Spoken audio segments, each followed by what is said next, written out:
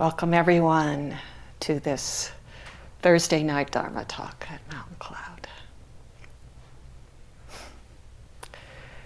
It is a joy to be back on this mountain in this radiant earthen zendo, together with Sangha in person and online, sharing this practice, the wellspring of the Dharma.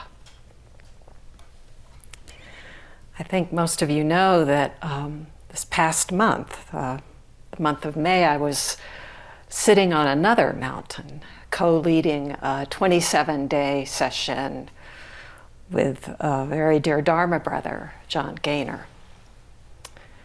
A mini Ango, we called it. Ango is the traditional 3-month period of practice for the monks or monastic tradition. And we had 1 month, 4 weeks. Mini Ango, this Ango, a peaceful dwelling, it means. And the theme for this year was Bodhidharma. Bodhidharma, the master who brought the Dharma, he inherited from his teacher, Prajnatara. And he brought it from India to China, probably sometime in the late 5th or early 6th century. Met with the Emporor Wu, crossed the Yangtze River, traveled to Shaolin Temple, and sat facing the wall for 9 years. I think there's more to the story, but that's this iconic story, our inheritance. And there was this auspicious meeting with Emporor Wu, because this emperor was very involved in trying to practice and promote Buddhism and China. So what an opportunity if you want to spread the Dharma. In the record, they meet, Bodhidharma and the emperor says, since assuming the throne, I've built temples and written commentaries on sutras. I've supported the ordination of an incalculable number of monks. You know, he's relaying to Bodhidharma all that he's done. He himself became a monk more than once and had to be brought back by his advisors and by the court. You know, no, please, we need you to lead this country, to govern. So the emperor tells all of this and then asks this question: what merit does this have? All this activity, what merit? I think it was a genuine question.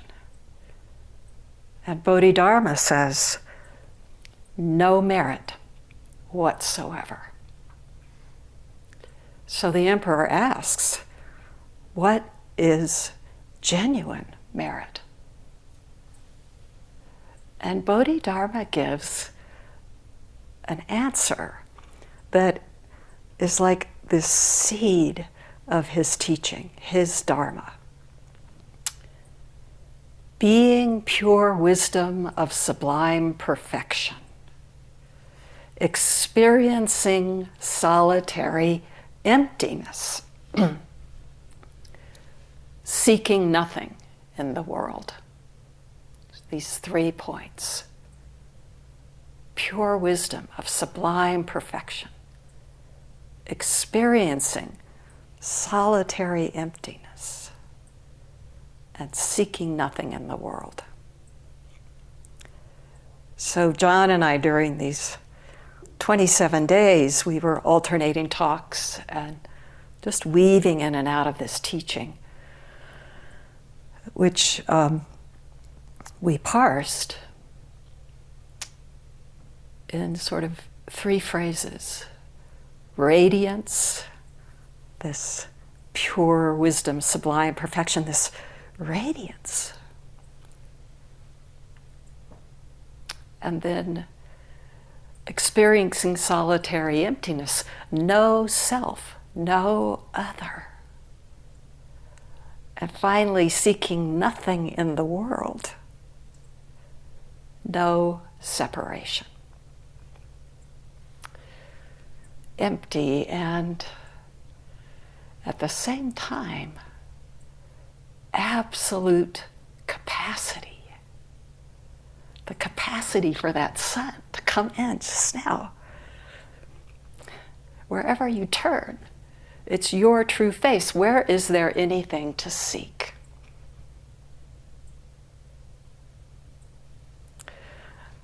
This teaching from Bodhidharma brought to mind a talk that Rubin Habito gave some years ago.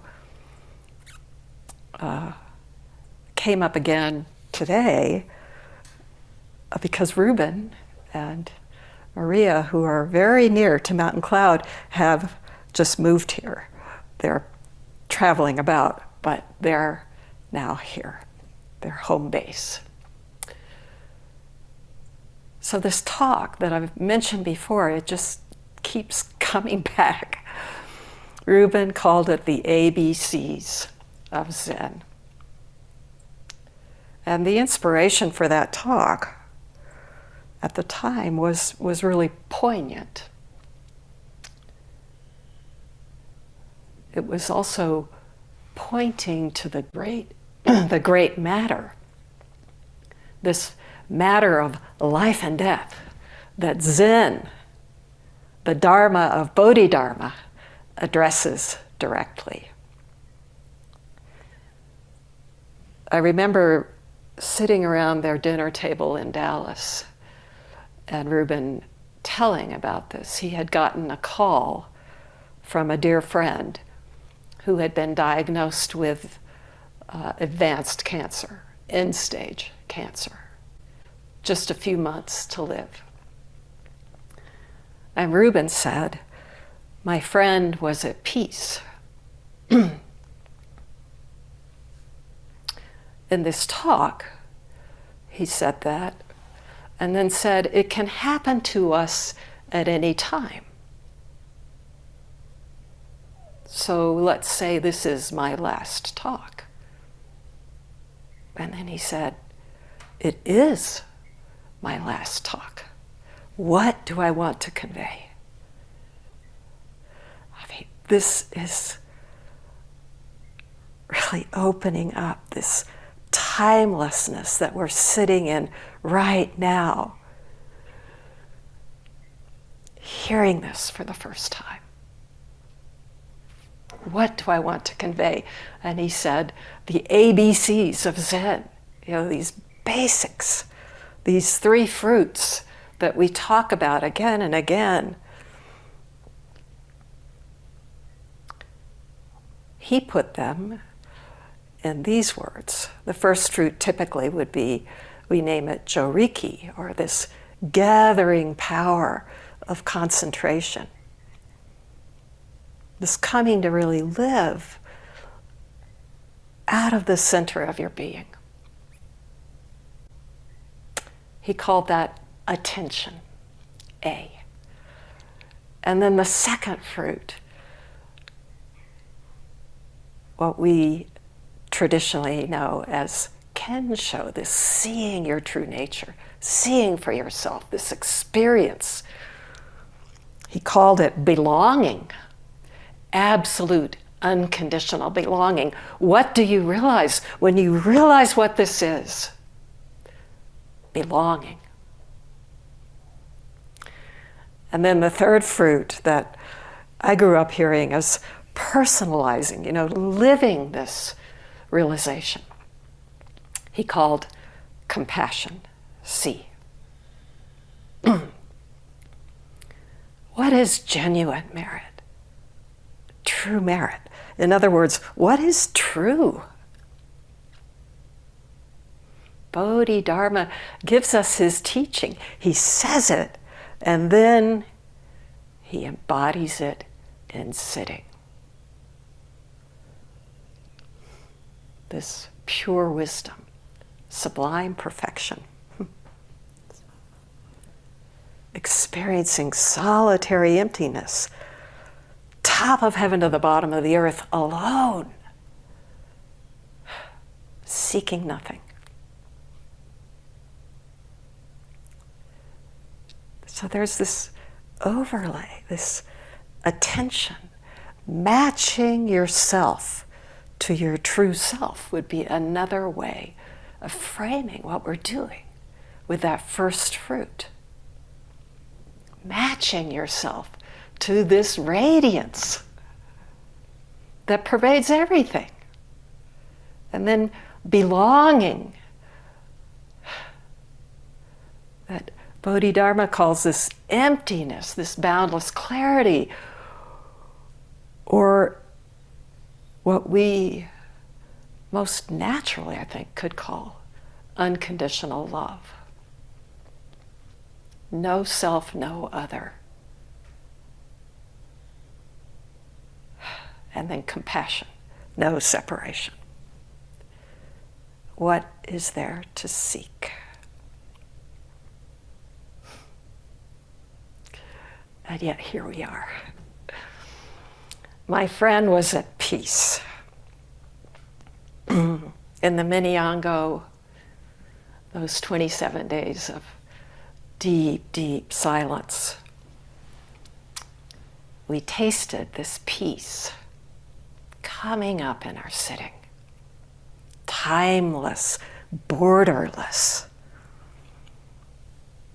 It's here, right in the midst.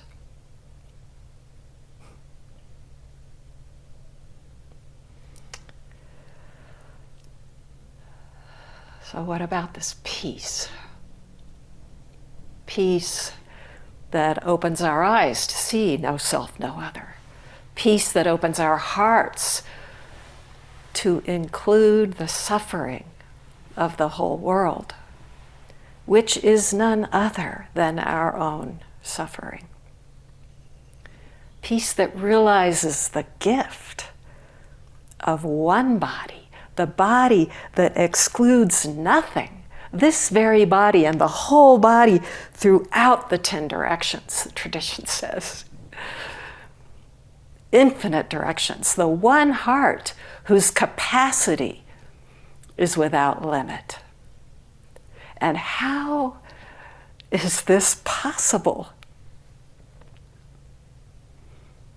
Emptiness. This one transparency, no thing at all. Emptiness as a fulcrum of awakening into oneness and compassion, the wellspring of compassion, nothing fixed, no thing divisible, not two, not even one.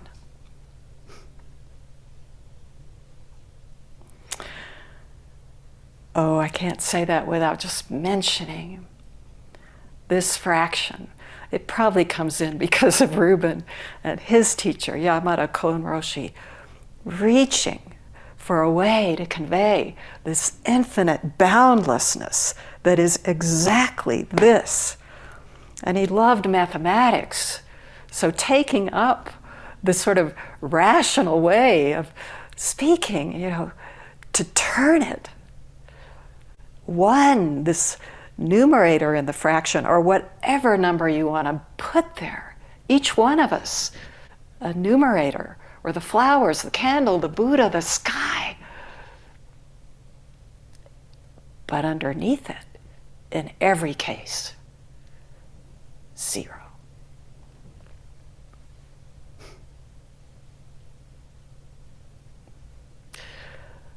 This is really about experience, directly seeing your own heart-mind. And no formula can touch it.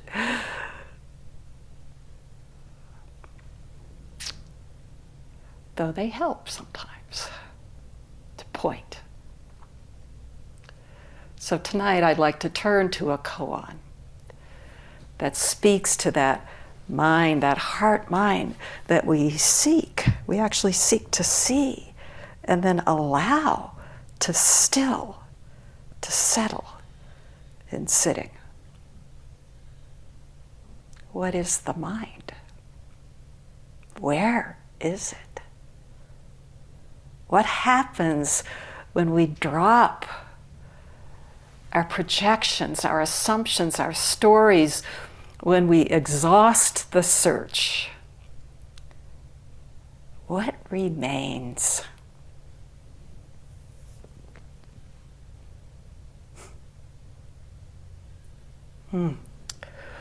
Oh, I just, with Rubin in this space, flashed on a memory of being in sesshin with him some years ago, and he had the pattern of coming in the morning and circling the zendo in this traditional greeting, walking behind each one. And then he would stand and just say some little phrase into the early morning dark. And at that retreat, he must have had someone or some ones come in to the face-to-face meeting of the teacher and say something like, "I just want to die." That word of despair. I don't know exactly if that happened, but on that occasion, he stood and said, "If you want to die, go ahead and die. Get that out of the way. And then what?" It was so fresh.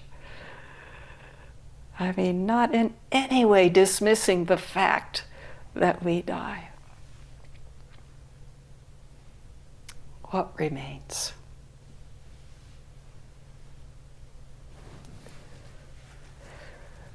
Part of turning toward this particular koan, which is very short, is that Bodhidharma,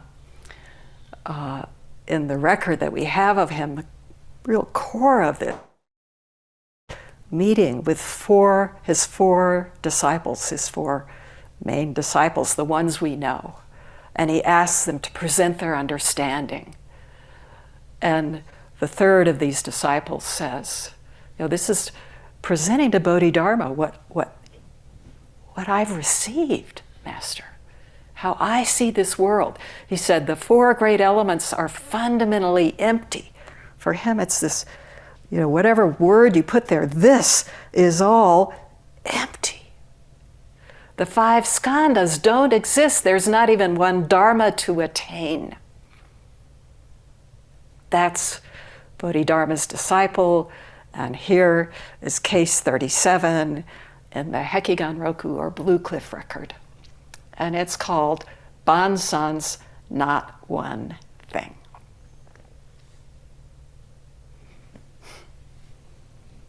A winding path to get to this, but here we are. Banzan, giving instruction, said, "In the three realms, there is not one thing. Where should we seek the mind?" That's the case.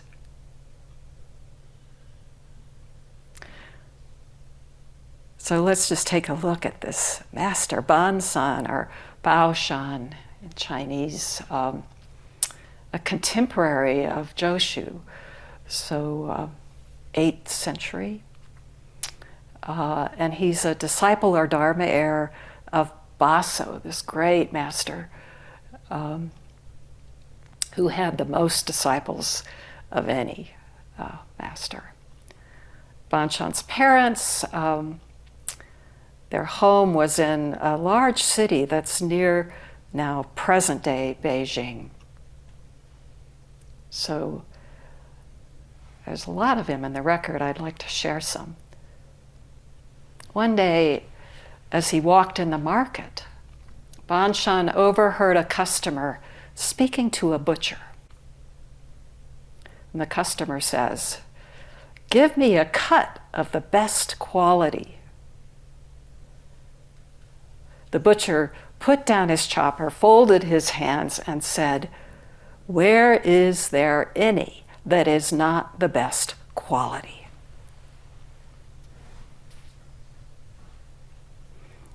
Interesting little window into a monk who's, hearing this from a butcher shop.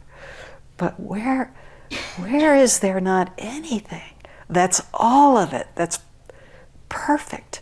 And suddenly he's catching a glimpse of this total equality that Bodhidharma is teaching about. Where is there any line to draw? High or low, near or far, even or uneven? So he goes back to Baso, and Baso says, "Okay," and keep going. So in the record on another day, Bansan witnesses a funeral, and he hears one of the mourners crying out. The record says, wailing. "The red orb, the sun, inevitably sinks in the west. Who knows where the soul goes?"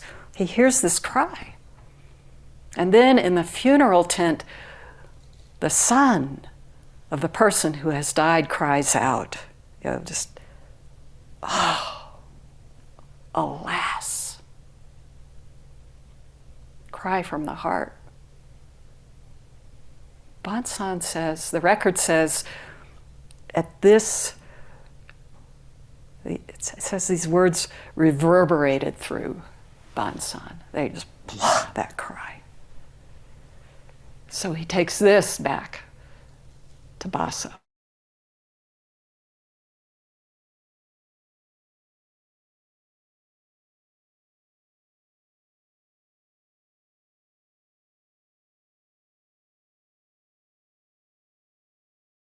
Confirms his experience. His realization isn't just about death or loss or grief, but seeing what this is. Seeing. You could say being. Emptiness.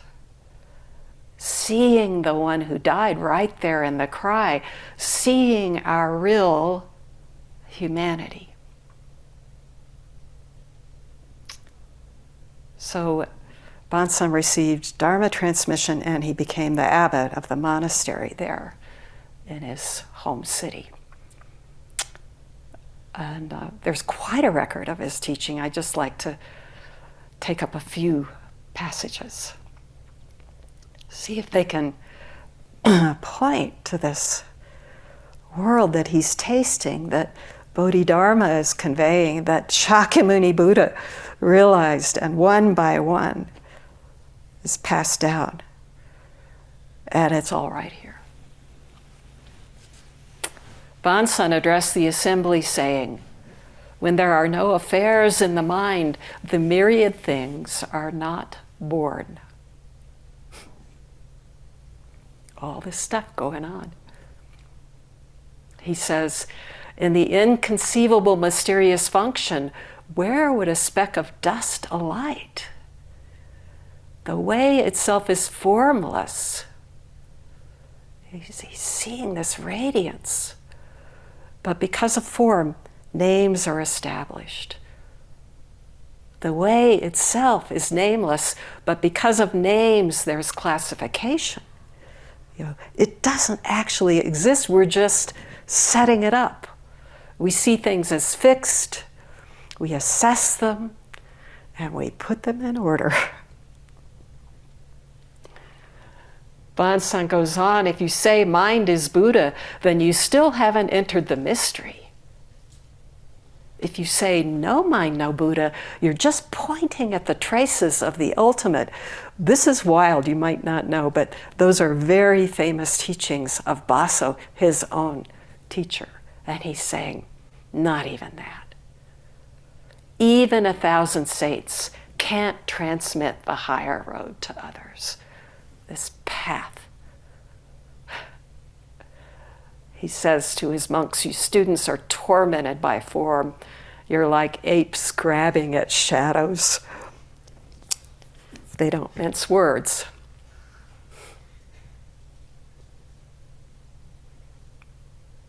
Bodhidharma said to Emperor Wu when he asks, what about all this activity?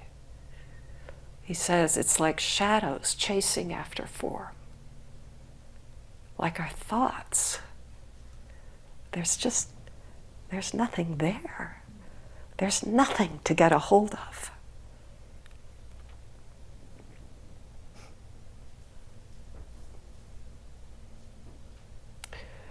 If this emptiness is just a concept, it's like dried gruel in a bowl. No nourishment, no vitality. As Mumon puts it in that beautiful collection, The Gateless Gate, Mumon Kan. He says, a little has or has not, and your real life is lost.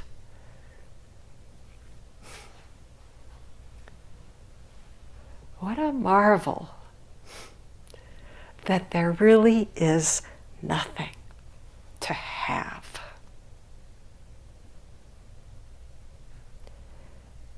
And there's nothing to lose. One more teaching, Bansan says, the Great Way has no center, so how could it have a front or back? Vast space is endless, so why speak of measuring it? Emptiness being thus, he says, how can one speak of the way? Am I doing this right? Is this the way? Will I ever get this? Beyond measure, nothing to speak of. But Bansan does speak of it. In another teaching, he says to his monks, Zen worthies, to successfully practice the way is like the earth, which while upholding the mountains is unaware of the solitary peaks. It's like jade that's concealed within a stone.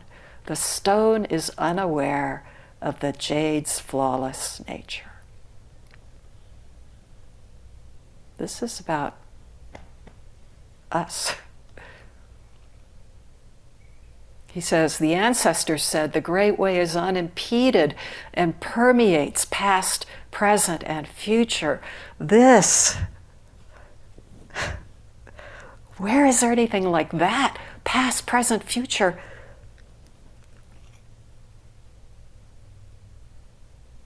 Just this week, I met with a student who was really tasting this timelessness in his sitting. And he said, it's always just this time.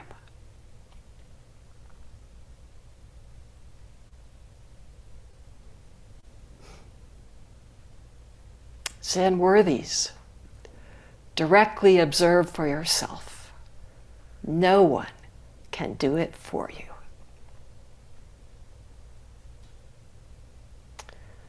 In the three realms, there's not one thing. Where should we seek the mind?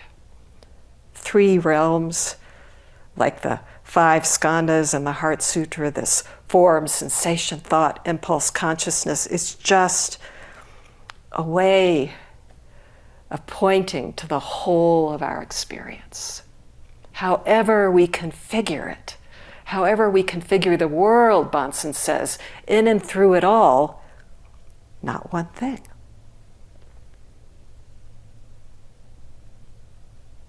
If you're sitting with Mu, this is the world of Mu. No speck of dust, nothing to separate, nothing to run into anything. whatever you pick up, all of it.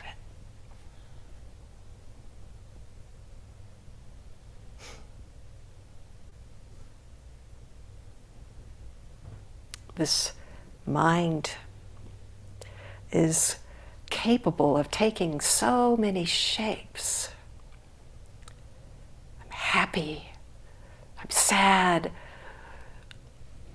a little stiff from sitting, mountains, trees, sky. That mind, though, has no shape. Where will you seek it?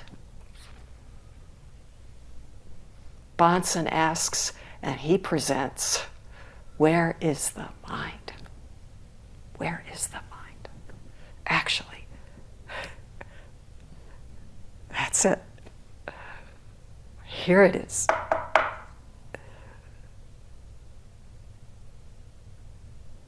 Form is no other than emptiness. There's no other emptiness.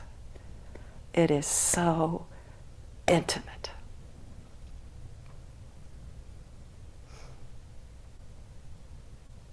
Bansan goes on to say, the firmament is unmoving, it is still and speechless. You might not think that right now. If you come face to face with it, then there is nothing left to do. I mean, in a way, this is what Rubin was saying, and they called out into the dark. Go ahead and do that. Go ahead and die. Get that over with. Then what?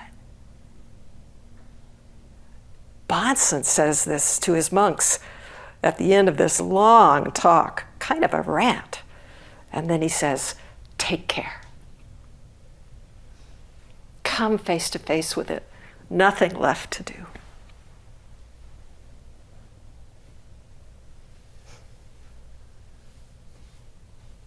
Another way of putting that is no one doing anything. Taste this stillness, vast and wide, and there is peace. Your own native ground, it's sometimes called. Peace and great freedom, peace and an opening of the heart. Nothing to seek and nothing excluded. One, boundlessness, and flowing from it, the natural response. How can I help?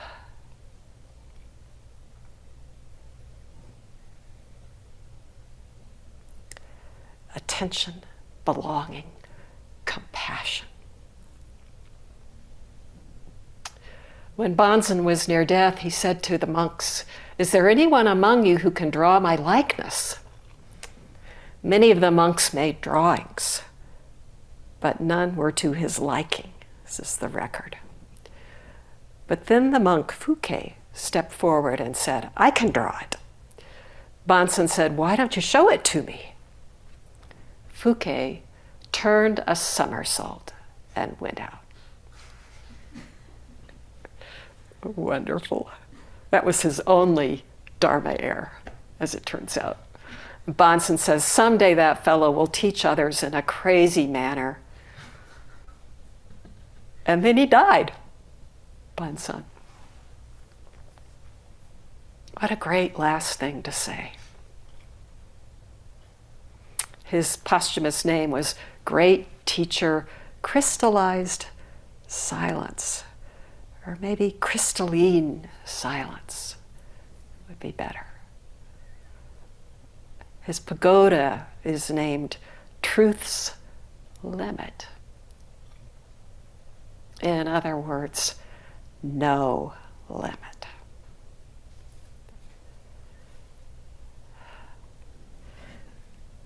Just share one scene and then a quick verse from Dogen. Along the way in this Minyango, a student came to Doksan, to this face-to-face, having had a really powerful, or a deep experience of the power of this emptiness, the power to be nothing and everything, anything, including the power to dissolve all suffering, the power of no separation. The little room we were sitting in was like an atomic rocket. And then we went back to sitting.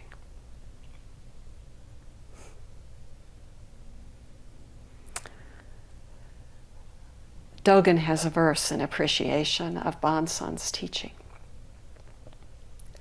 Waves settle and the wind calms. A tiny discarded boat drifts unmoored. In the middle of the night, it is completely the world of the moon.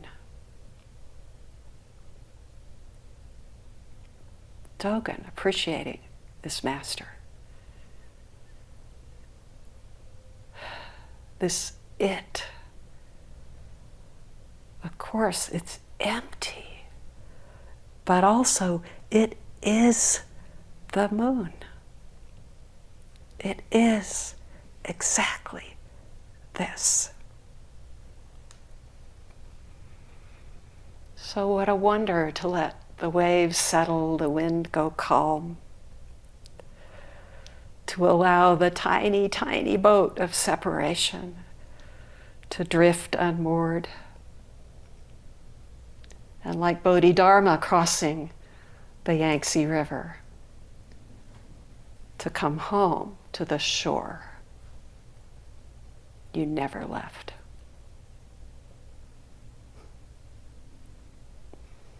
So, welcome home. Welcome home, Bodhisattvas. And thank you for this shared practice.